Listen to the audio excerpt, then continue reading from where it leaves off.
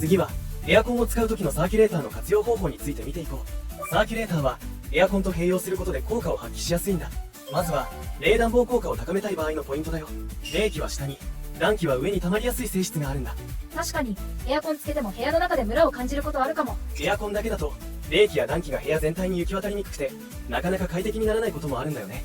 そこでサーキュレーターを使うと部屋の空気が循環して室内の温度が均一になるよ。温度が均一になると過ごしやすくなりそうだね。そう、冷暖房効果が高まることで電気代の節約にもつながるんだ。冷房の時はエアコンのすぐそばの床に置いてエアコンに背を向けて設置する。暖房の時はエアコンの対角線上に置いてエアコンと向かい合わせにするのがポイントだよ。置き場所と向きが大事なんだね。ちゃんと意識して使ってみるよ。